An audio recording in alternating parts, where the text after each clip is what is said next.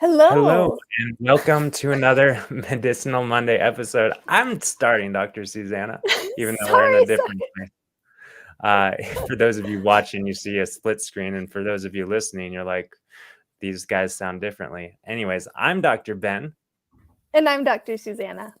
and we are both naturopathic doctors who empower you to heal yourself through whole food, plant-based nutrition, as well as mind-body medicine. And yes, we are in different locations here on this week's Medicinal Monday episode, coming at you from Colorado and California. But today, Dr. Susanna is taking time out of her day to join us from afar. And we're going to Of be course I talking, am. yeah, we're going to be talking about environmental toxicity and how we can both mitigate our toxin exposure, but maybe more importantly, support our bodies optimally in dealing with the toxins that we are ubiquitously exposed to. Otherwise, support natural detoxification processes through something like, oh, I don't know, a cleanse. A cleanse, which we happen to have a cleanse coming up in the next couple of weeks. We'll talk about at the very end of this episode. But it's a great time to talk about decreasing our exposure to toxicity because it is spring. Spring is a great time for cleaning and cleansing. And in this episode, we hope to shine some light on some of the most common toxicants that are found in very common household products. And the issue is that, when we buy these household products, they might seem pretty inert. They might seem pretty safe to us when we're buying them. However, and we think, oh, even if there are toxins in here, it's such a small amount. What harm can it do? But the issue is that over time, it does bioaccumulate in the body. And these toxins get stored in our liver and our bones and other tissues in the body. And so it's very helpful to do a regular kind of cleansing out, more intentional cleansing out, because our body is, of course, always detoxifying. But Right. it's helpful to be more intentional. Right. And yeah, like you just mentioned, Susanna, it's like a lot of us have this mindset, oh, it's just a little bit of this, it's just a little bit of that. But this little bit of that and little bit of this over the course of day to day, week to week, month to month, without optimal nourishment, without promoting optimal detoxification, we will and we do accumulate stuff in our bodies, which clearly is, poses a risk factor for all sorts of chronic conditions, including just general lowered vitality and decreased longevity.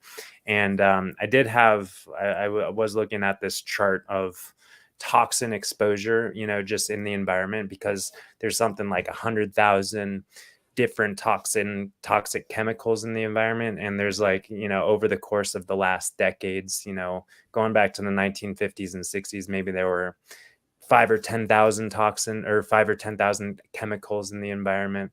And now there's something like 100,000 chemicals in the environment 50 years later. And with the increased number and quantity of chemicals in the environment, there's increased chronic disease risk. And a lot of people can say, oh, well, it's probably due to this or that. But yes, correlation doesn't equal causation. But, that being said, there is some clear research and data showing us the link between various toxicants and chronic conditions. Yes. Yeah, we're going to talk about some of those findings here today. But Ben, how do you want to start the conversation? Should we dive right into the specific toxins, or? Yeah, well, I think just pointing out the fact that generally we need to be mindful of course, our food and our air and our water. Those are the primary mechanisms that these chemicals can make their way into our bodies. And of course, topically through on our skin. So, as we always like to say, like the first step for detoxification is being mindful and mitigating the intake of toxins in our body, which is something that we do literally every moment of our life through how we're eating and breathing and what we're drinking and how we're sleeping, and like, you know, the laundry detergent that we're using, and the air fresheners that we may or may not be using, and air purification systems and whatnot. So yeah, just setting the stage in terms of just the lifestyle exposure over the course of our day-to-day lives. But maybe, yeah, I know that we've kind of have a list here of numerous different compounds that we might be exposed to, which I would say that, Susanna, you're kind of the expert today on a lot of these items. So yeah, All why don't you right. take it away?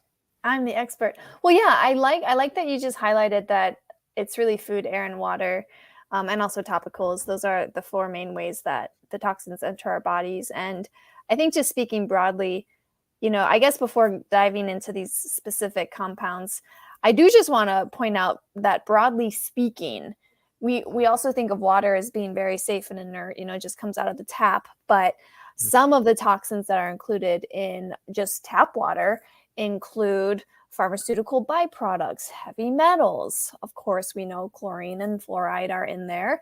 The list really goes on. There's trace amounts of almost all toxins in the water supply. Yeah, and then there's Um, like the plastics, the microplastics, and the phthalates that are endocrine disruptors.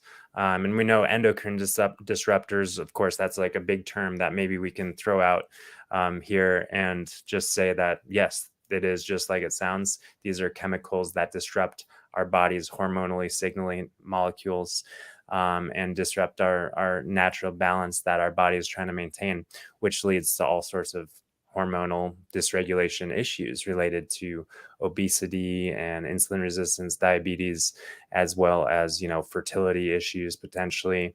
And yeah, yeah. the list goes on. Yeah. And let's just broadly speak a little bit about the toxins in our food supply as well. And then we'll broadly speak about air, and then we'll get specific. How about that?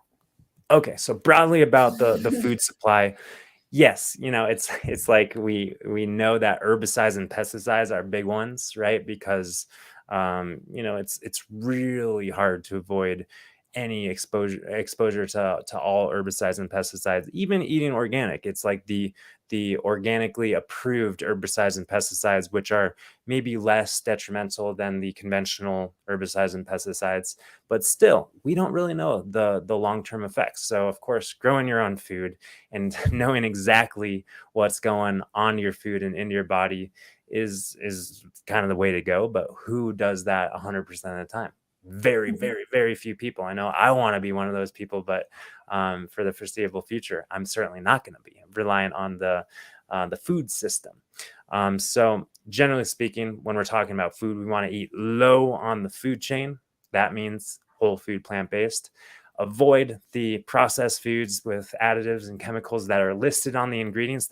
That makes it really easy. Like they tell you, this has this chemical in, this has this chemical in. But then going to the produce department, it's like they don't tell you what's on the produce. You pick up the apple and it's a conventional apple, and it's just like, oh well, that's an apple. But did you know that that apple was grown with these synthetic, you know, fertilizers, and these herbicides and pesticides are sprayed all over that? You know, they don't really tell you that. So we like to consult, you know, resources like the Dirty Dozen and the Clean 15 from the Environmental Working Group, ewg.org for those resources. Yeah, what else about food? Well, just that you mentioned eating low on the food chain is so important. And that's because when we're eating animals are also always bioaccumulating these same toxins in their bodies.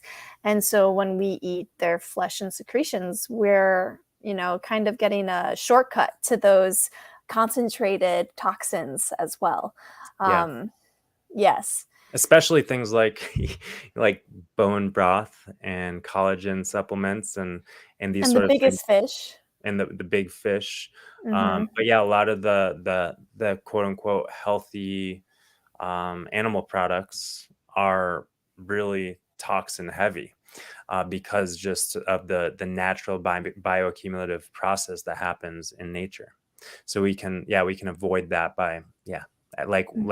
as we like to say, eating low on the food chain, which, by the way, we'll get more into this towards the end. But these plants that are low on the food chain are also the most nutrient dense, which provide our bodies and livers specifically with the resources and nutrients needed to properly detoxify. So we're avoiding the accumulation of toxins, and we're also supporting the body in clearing the toxins that we are invariably going to be accumulating. Yeah. Yes, and then so just broadly speaking about air quality and air pollution, I think that is one area people definitely accept. Like, yes, in cities there's air pollution, but it's important to realize that actually, where we're spending the most of our time, which is indoors, can actually have the most toxic air compared even to air outside in a city. And that's because of, poor air circulation, the off-gassing of all sorts of products, plastic products, these volatile organic compounds, VOCs, that are constantly being released into our indoor air. There's also things like not air purifiers. Air purifiers are great. Air fresheners, synthetic fragrances that now people are, filling up their houses with. And all of this does add up, even though it, once again, maybe you won't be able to smell it. Maybe you do smell the nice flowery fragrance.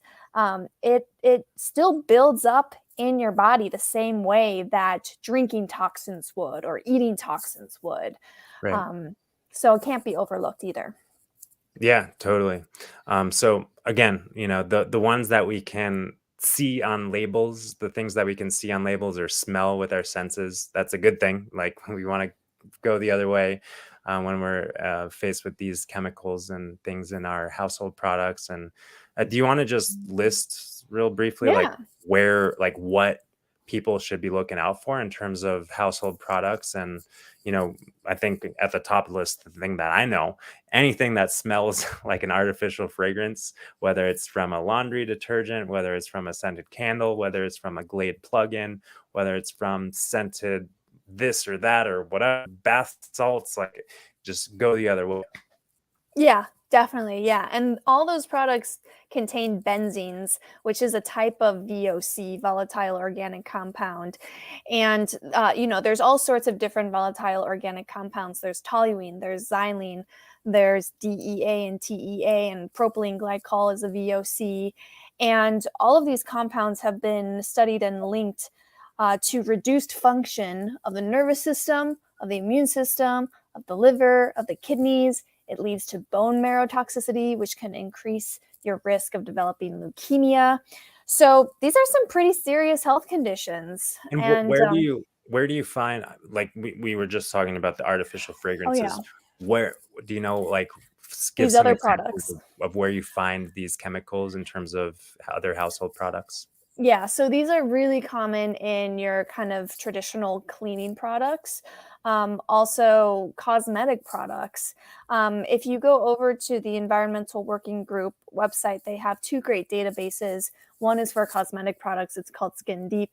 The other is for cleaning products. I think it's called the EWG's Guide to Clean House Products or something.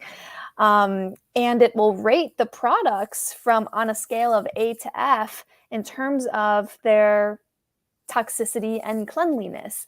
And so you'll see all of these ingredients show up in all of the most common products, both cleaning products and cosmetic products. Also, these are very common in commercial dry cleaning agents. So when you bring clothes back from the dry cleaner, you want to make sure you kind of air it out before you bring it into the house. And you can generally smell these VOCs. It either smells like that artificial fragrance or it smells chemically or plasticky, kind of like opening a brand new shower curtain and you take a shower with it with the hot water spraying on it and you smell the plastic in the air. Well, If you smell that, that means you're breathing in plastics or you're breathing in toxins.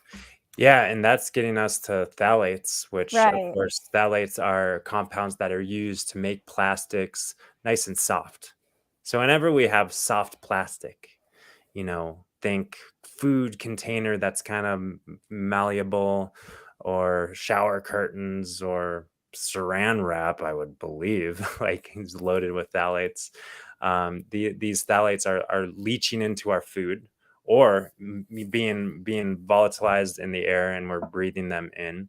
And phthalates, I know, are definitive endocrine disruptors, and there's all different forms of phthalates, but it's kind of the general classification for that plastic softener chemical, which makes us, again, it's really hard to avoid these things. But, when we're talking about food storage containers and shower curtains and, the low hanging fruit, if you will, like we can get rid of our daily exposure. And it's like, yeah, if we go out to a restaurant once a month and they give us our takeout in a plastic container, like I know that happened to us. We got some takeout and it was in a plastic container. I was like, oh, that's kind of a bummer, but Mhm. it was the first takeout we had in years.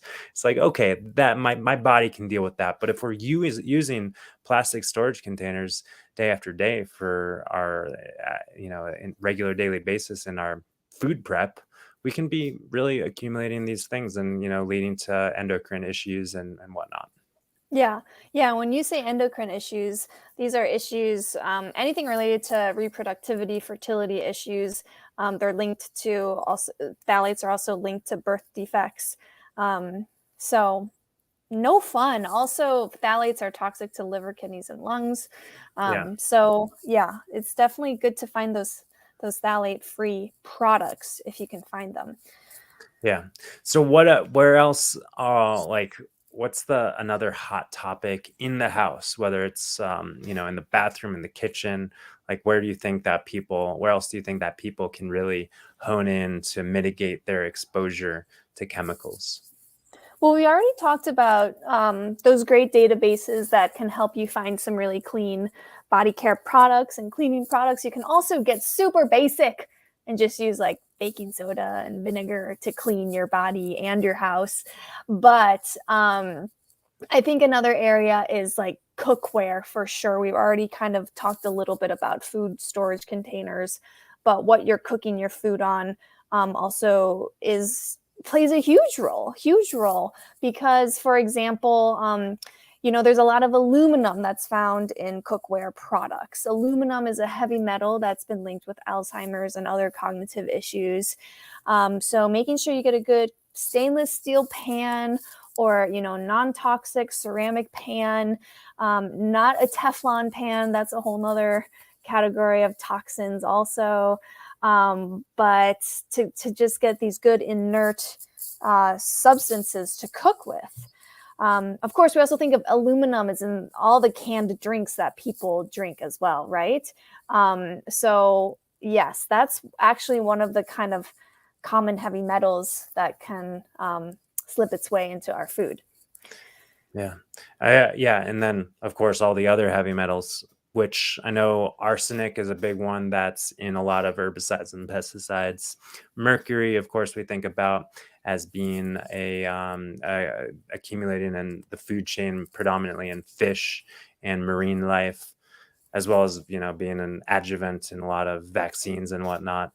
Um, but yeah, so heavy metals is a big one. And I think for some reason, when I like hear people talking about toxins in the environment, it seems like people just jump to heavy metals, which is just like Mhm.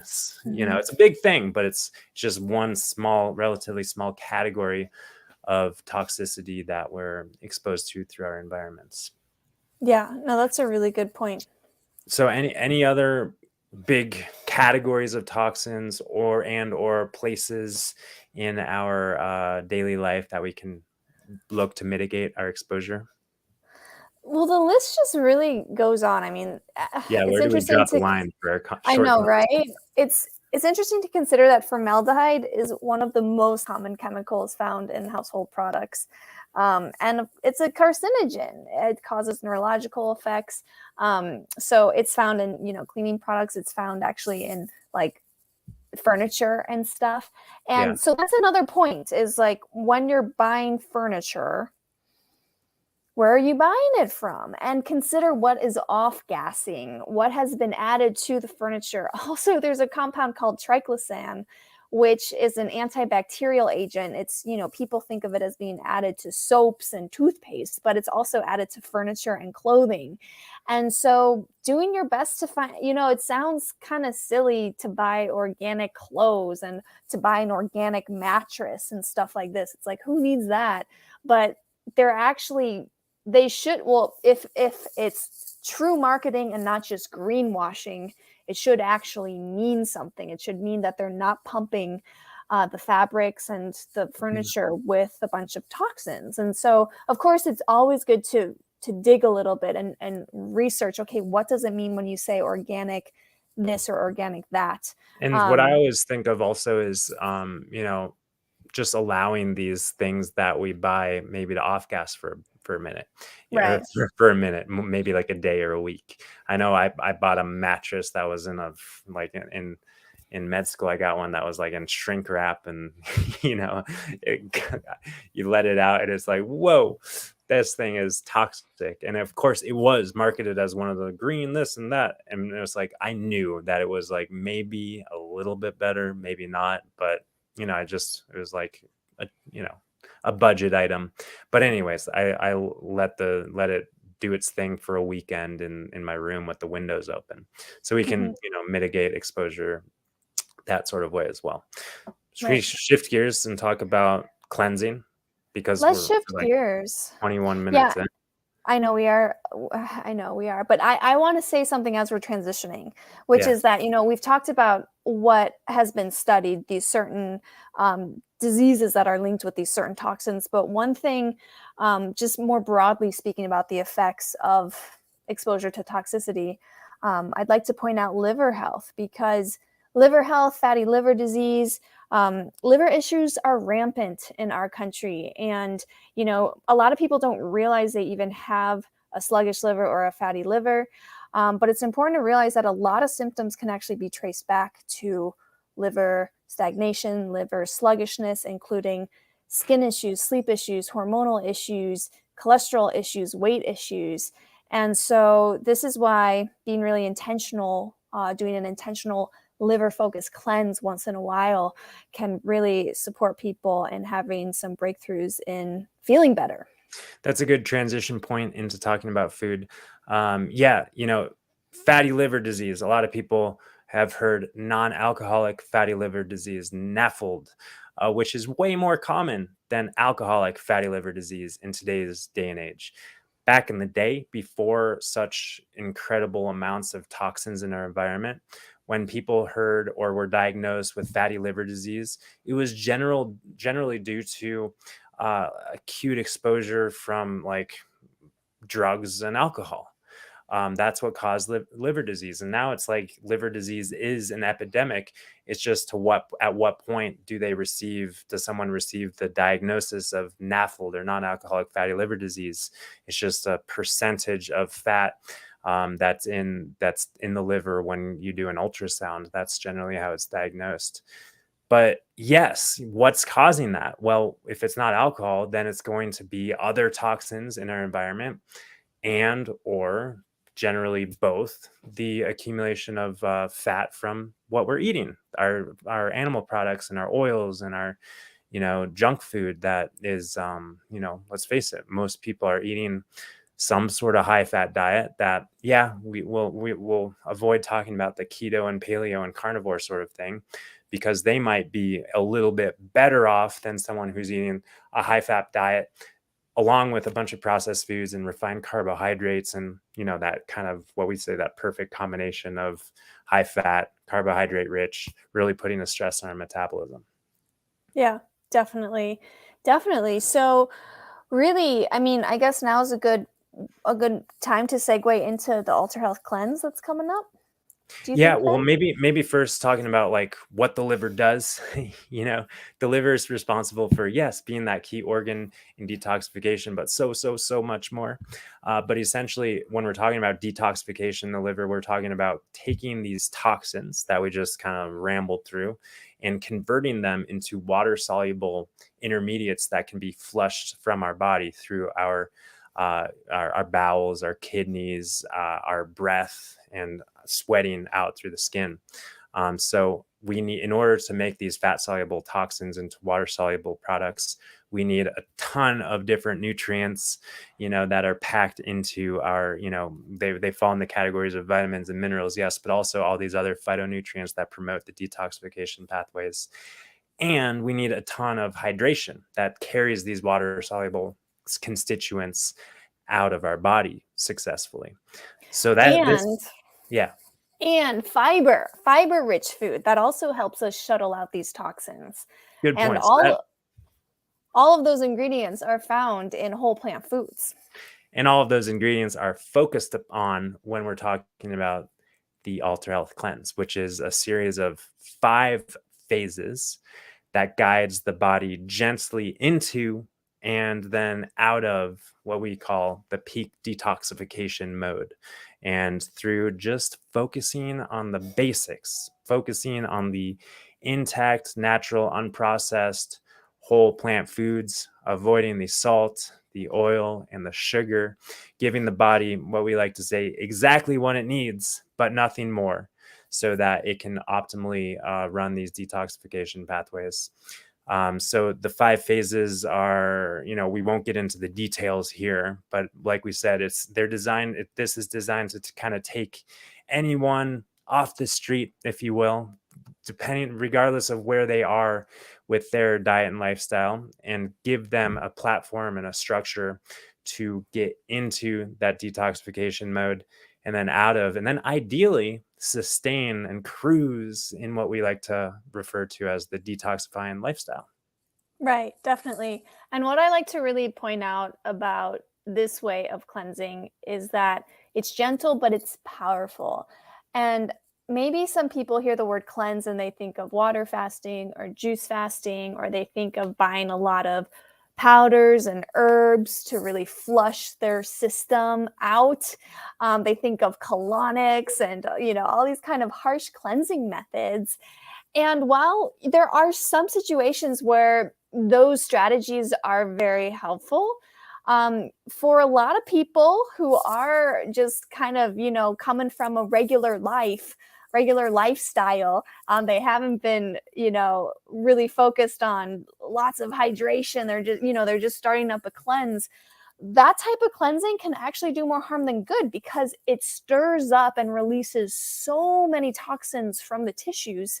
But the emunctory organs, or your excretory organs, like your bowels and your kidneys and your skin and your lungs, can't keep up with actually excreting those toxins from the system. So what gets released from the tissues, from the storage of toxins, ends up circulating around in the bloodstream, causing more inflammatory damage, which causes a lot of those really unpleasant detox symptoms that a lot of people report. And so this method, where you're eating the entire time, the reason why it is so effective is because, well, first of all, we ease into the deepest cleansing and we ease out of it gradually, so that toxins are released at a manageable rate that your emunctory organs, your excretory organs, can keep up with. But also, the point about eating throughout the cleanse is a really important point, because the liver needs energy to do its best detoxifying work. So if we are restricting calories, we actually kind of do the liver a little bit of a disservice.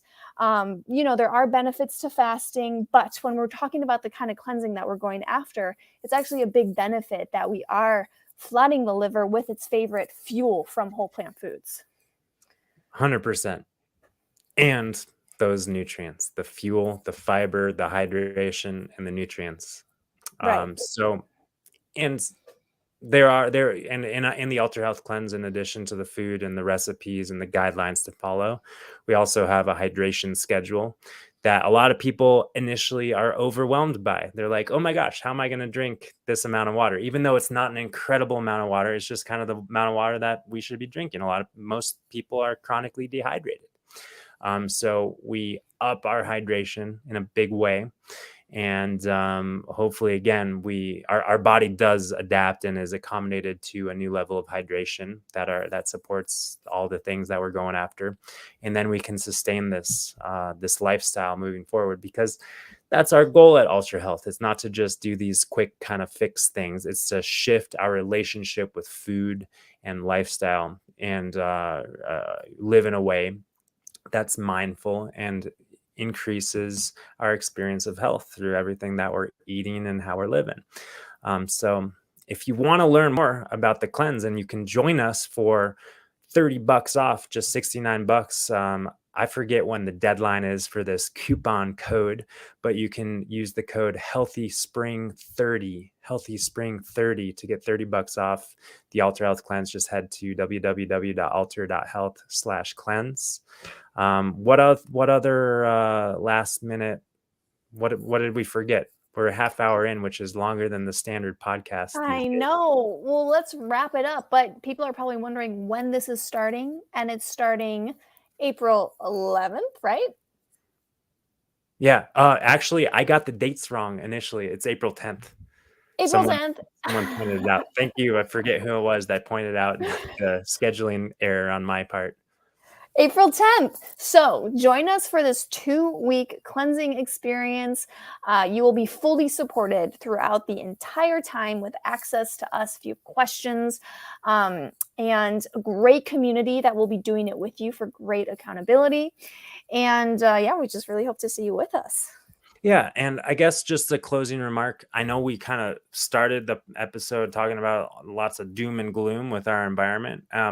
But it's important to live with eyes wide open and live empowered and know how to combat the exposure, because I'm hearing all the time of people talking about feeling awful and feeling lousy and under the weather and just chronic conditions. And I'm sure you are. Maybe that's you. Maybe you're hearing people whining and complaining too. And that's okay to whine and complain. But this is about doing something. This is about taking action and taking that inspired, empowered action.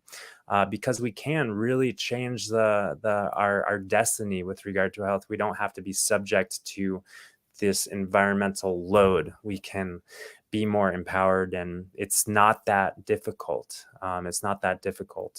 We just need to have the right information and generally a little bit of support along the way as well. Yeah. Great. Well, I think we covered it, Ben.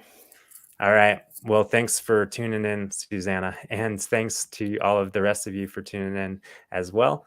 And if you have any questions about the cleanse, just reach out. But sending you all lots of peace and love. Bye for now.